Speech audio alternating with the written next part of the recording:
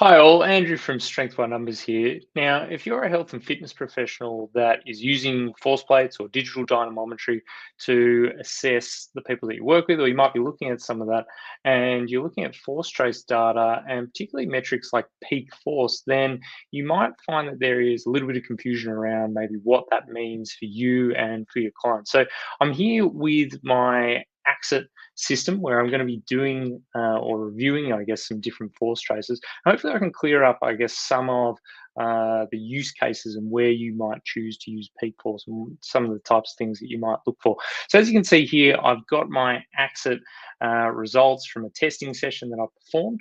And what we get when we do our testing with Axit is we get obviously our metrics that we can use and we can look at like peak force, but also we get this force trace that we can kind of look to analyze and look at what that means.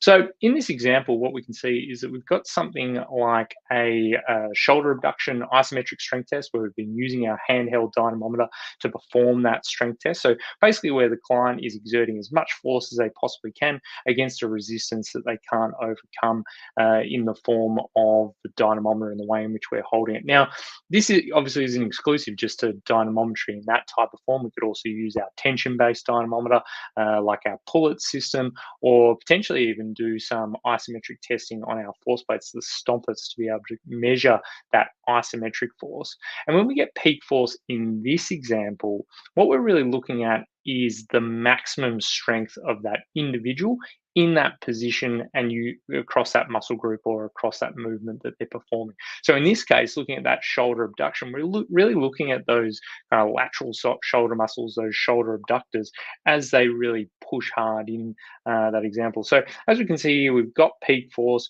We can see here that there's about a 20% difference from side to side, the left side being the stronger side, but overall some great improvement in that peak force.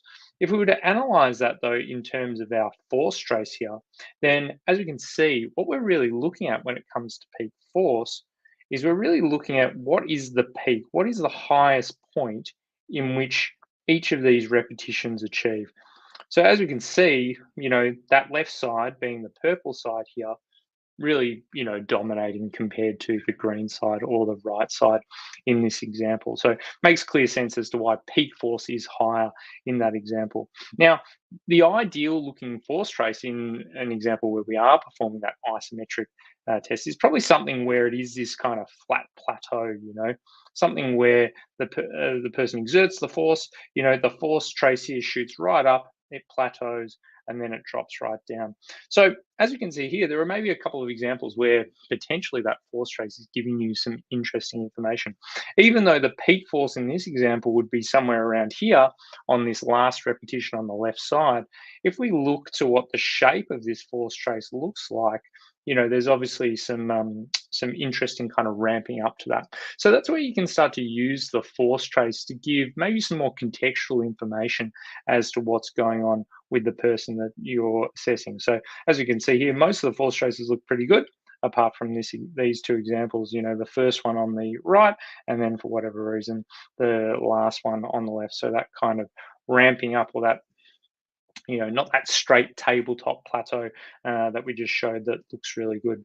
So there's some examples of how you might use force traces and peak force when it comes to an isometric strength assessment. Of course, this isn't the only way in which we can use peak force. We'll also be able to see some examples with some other movements too. So in this example, what we can see is we've got our counter movement jump. So in the counter movement jump, as we can see, the person is standing and then all of a sudden they apply a jump type movement as best as they possibly can, jumping as high and as fast as they possibly can. And what we'll end up with here is a peak force where the force trace goes up and then comes down. So peak force in this example is really looking at the peak force of that actual jump type movement. And so if we're to look at the peak force in this example, as we can see, very, very even, which when we look at it here, obviously, looking good, looking really even, looking nice and smooth. So the difference here is peak force is the maximum amount of force produced in the jump. It isn't a measure of peak strength though, or maximum strength, because what we're doing here is we're performing that jump against body weight typically. So we're not applying force against a resistance that we can't overcome. So remember, that resistance that we can't overcome will look something like this example, a nice plateau, where in this example we have that kind of nice peak and then coming back down. So things to consider when you're looking at that peak force. What we can see here though is, interestingly, if we were to look at the peak force of the landing component of the jump. So if we go into that there and we look here, as we can see, we've got this big difference. So the right side considerably more than the left, which is in the purple there.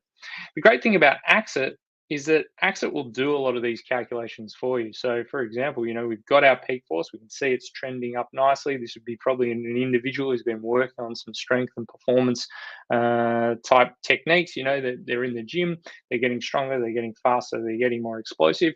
But then what we can also see is that it very easily calculates for us things like our landing force so that we can monitor those individuals. So this could be, once again, an athlete who's returning to sport, and potentially if they're consistently landing harder on their right hand side for whatever reason, maybe that's something that we've got to factor in with what we're doing.